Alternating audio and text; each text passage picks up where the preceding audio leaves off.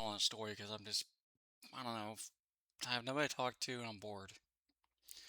Um, so let's start with the obvious. You know how most of you guys went to school like everybody else? Well, I didn't because of my asthma and other health problems. I was too sick to go to school.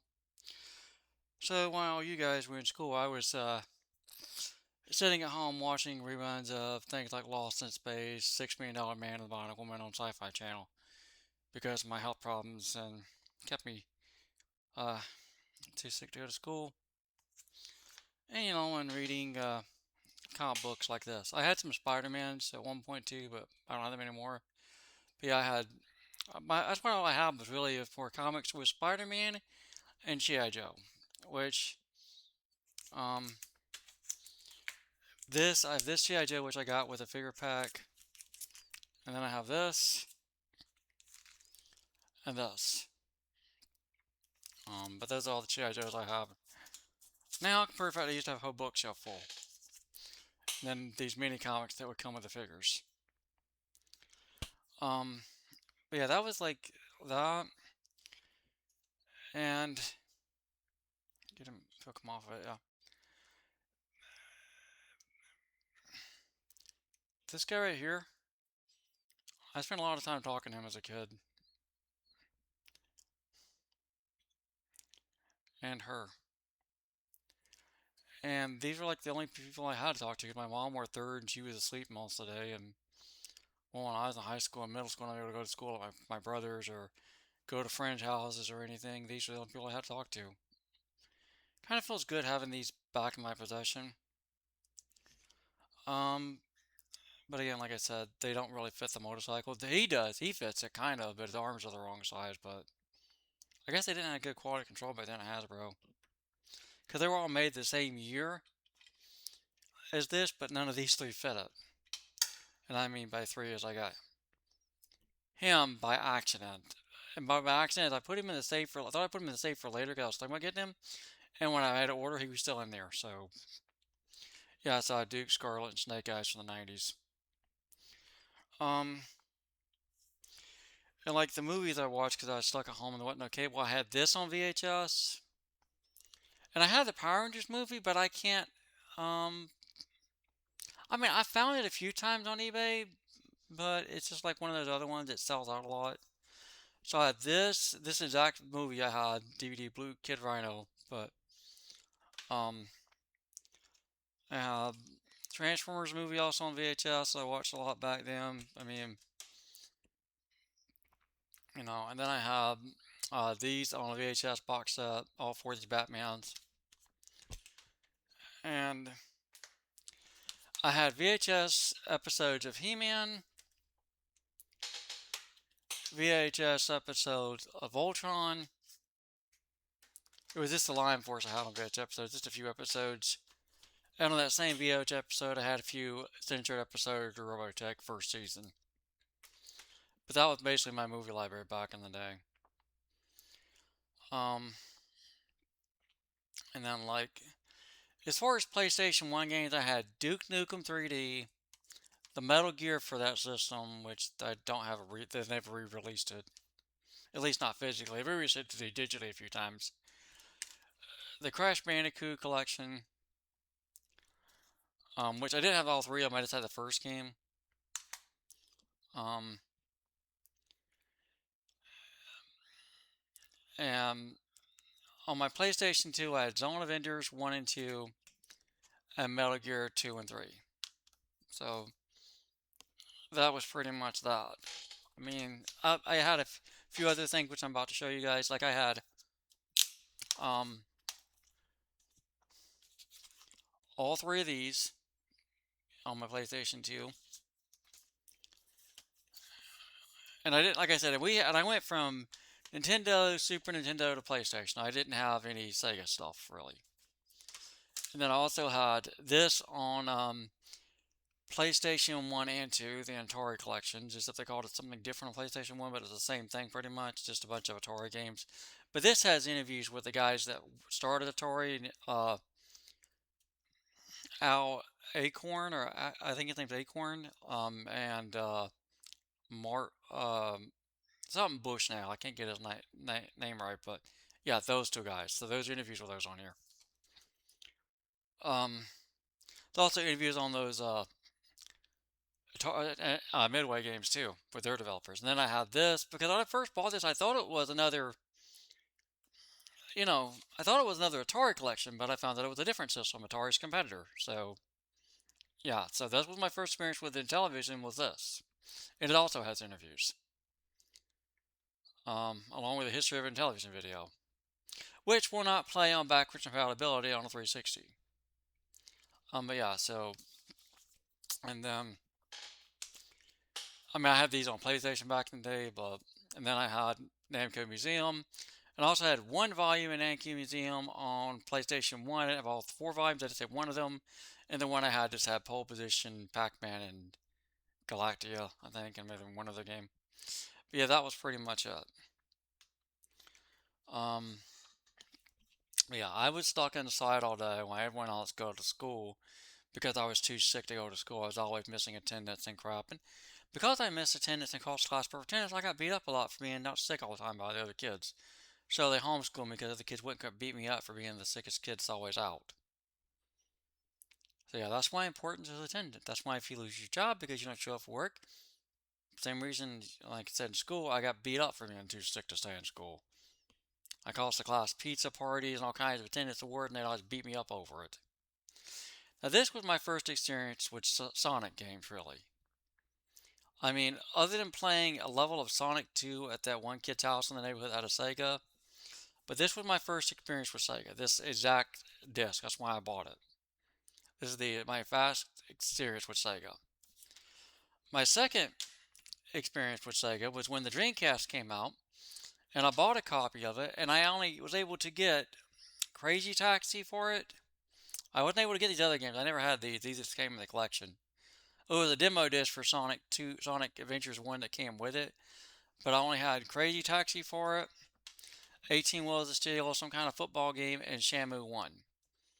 And when I bought this, knowing they were finding out they were going to make a Shamu 3, I had no idea that Shamu 3 was going to be an Epic PC game exclusive. So I think there's um, a bootleg version on PlayStation 3 or something, I think.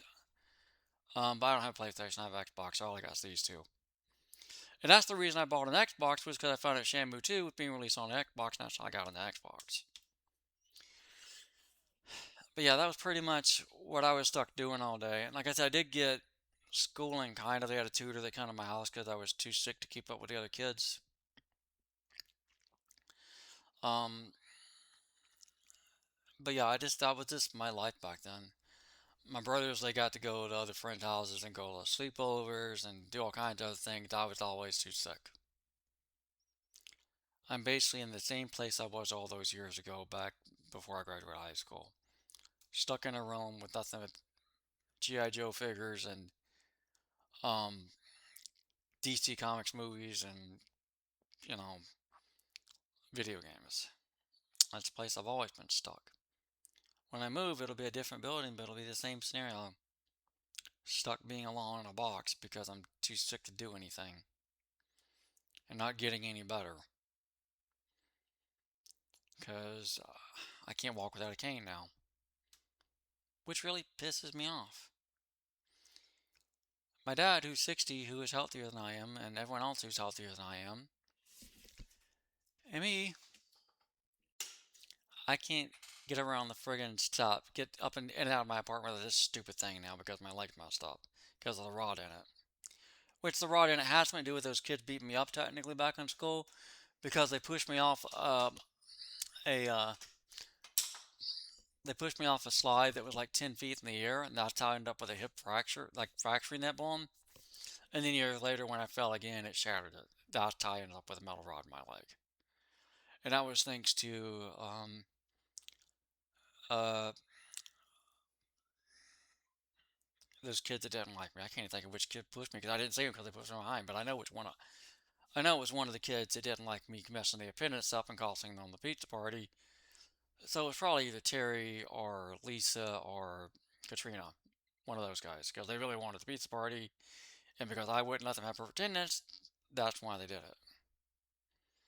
But there was also another time that and these were all in elementary school. This happened.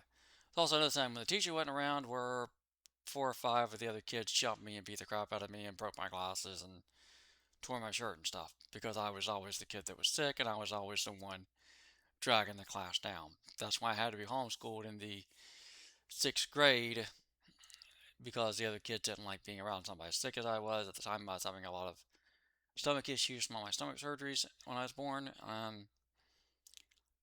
That would also like affect the class, so I get jumped into.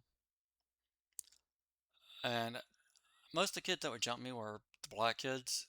Um, Sometimes a white kid, but generally I wasn't liked by any of my peers because I was so sick. I was always getting beat up. There's a reason these scars exist on my forehead. It's every time my glasses have been broken into my head because I got punched in the face so much and slammed into concrete and everything else. So the school only had one option, which was to take me out of school because I wasn't going to survive because the kids kept beating me up.